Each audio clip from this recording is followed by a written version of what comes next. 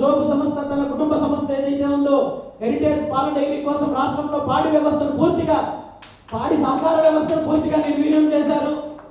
ఆ తర్వాత జగన్మోహన్ రెడ్డి గారు వచ్చిన తర్వాత గుజరాత్ కంపెనీ అమూల్ డైరీ కోసం ఈ రాష్ట్రంలో పాడి రైతుల్ని నిట్టెనలోన ముంచేసే కార్యక్రమం చేశారు తప్ప వ్యవసాయం కోసం కావచ్చు, పాడి పరిశ్రమ కోసం కావచ్చు ఏ రకంగానూ కృషి చేయలేదనే విషయాన్ని ఈరోజు మనం గుర్తించాలి. మన రాష్ట్రంలో ఉన్నంత సుదీర్ఘమైన తీర ప్రాంతం ఏ రాష్ట్రంలోనూ లేదు. మన రాష్ట్రంలో ఉన్నంత తీర సంపద ఏదైతే ఉందో, సముద్ర సంపద ఏదైతే ఉందో ఏ రాష్ట్రంలోనూ లేకపోయినప్పటికీ పూర్తిగా దీన్ని ఆదాని లాంటి కార్పొరేట్ కంపెనీలకి లక్షల కోట్ల రూపాయలు పూర్తిగా రాష్ట్ర సంపదని అప్పచెప్పే కార్యక్రమము వైఎస్ జగన్మోహన్ రెడ్డి గారు చేస్తుంటే, అన్ని రకాలుగా అవినీతి కార్యక్రమాలు చేస్తుంటే, దాంతోపాటు ఈ ప్రభుత్వాలు ఏర్పడడానికి ఏ పార్టీ అధికారంలోకి రావడానికైనా ముఖ్యంగా ప్రధానంగా సహకరించే వర్గాలు ఏవైతే ఉన్నాయో బీసీలు కావచ్చు, ఎస్సీలు కావచ్చు, ఎస్టీలు కావచ్చు, మైనారిటీలు కావచ్చు, కాపులు కావచ్చు, అదేవిధంగా మిగిలిన అన్ని వర్గాలు కేవలం ఈ కుటుంబాలకు సంబంధించిన సామాజిక వర్గాలే కాకుండా ప్రతి ఒక్కరూ కూడా ఏదో ఒక రకంగా ఈ రాష్ట్రానికి మంచి జరుగుతుంది, ఈ రాష్ట్రంలో అధికారం మారితే కొత్త ప్రభుత్వం వస్తే మనకు మంచి జరుగుతుందని ప్రతి ఒక్కరూ కూడా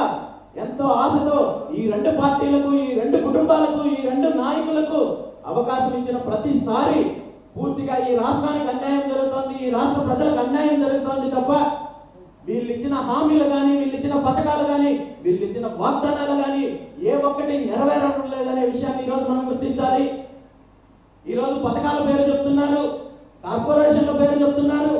మరీ ముఖ్యంగా జగన్మోహన్ రెడ్డి గారు అధికారంలోకి వచ్చిన తర్వాత కులాల వారీగా, మతాల వారీగా విడదీసి తన రాజకీయ లబ్ధి కోసము 56 కార్పొరేషన్లు ఏర్పాటు చేసి ఏ ఒక్క కార్పొరేషన్కి కనీసం ఒక్క రూపాయి కూడా నిధులు ఇవ్వకుండా వాళ్ళకు సంబంధించిన పార్టీ నాయకులకు, కార్యకర్తలకు కేవలం పదవులు ఇచ్చి ప్రజాధనాన్ని దుర్వినియోగం చేసే కార్యక్రమం చేశారు తప్ప ఏ ఒక్క వర్గానికి అభివృద్ధి కోసం చిత్తశుద్ధితో చెయ్యలేదనే విషయాన్ని ఈ రాష్ట్ర ప్రజలు గుర్తించాలి. ఇంత అవినీతి జరుగుతుంటే, ఇంత అరాచకం జరుగుతుంటే రాష్ట్ర ప్రజలు ఈరోజు ఎలాంటి నిర్ణయం తీసుకోవాలనే దాని మీద మనమందరం ఆలోచించాలి. తెలుగుదేశం పార్టీ ఉంటే అది అవినీతి జరుగుతోంది, అరాచకాలు జరుగుతున్నాయి. వైఎస్ఆర్ కాంగ్రెస్ పార్టీ ఉంటే అవినీతి చేస్తున్నారు, అరాచకాలు చేస్తున్నారు.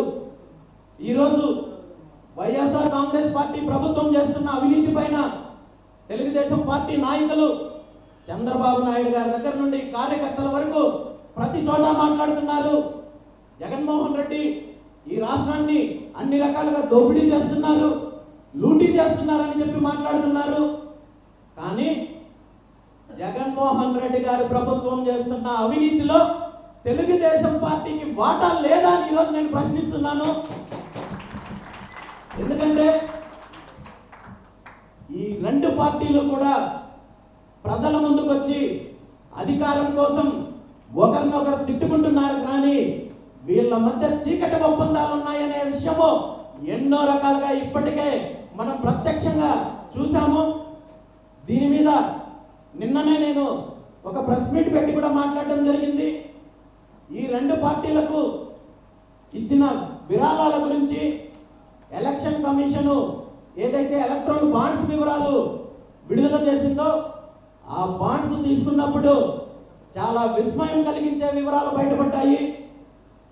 గత 3-4 సంవత్సరాల నుండి తెలుగుదేశం పార్టీ అధినేత చంద్రబాబు నాయుడు గారు ఎప్పుడు రాయలసీమకు వచ్చినా, ఎప్పుడు చిత్తూరు జిల్లాకు వచ్చినా ముఖ్యంగా మంత్రి పెద్దిరెడ్డి రామచంద్రారెడ్డి గురించి, అతను చేస్తున్న అవినీతి గురించి, అతని శాఖ విద్యుత్ శాఖలో జరుగుతున్న అవినీతి గురించి రకరకాలుగా మాట్లాడేవాళ్ళు. మాకు అవకాశం వస్తే ఈ అవినీతి పనుల్ని శిక్షిస్తామని చెప్పి ప్రగల్భాలు కలిపే చంద్రబాబు నాయుడు గారు ఏదైతే పెద్దిరెడ్డి రామచంద్రారెడ్డికి సంబంధించిన విద్యుత్ శాఖ ఉందో ఆ శాఖకి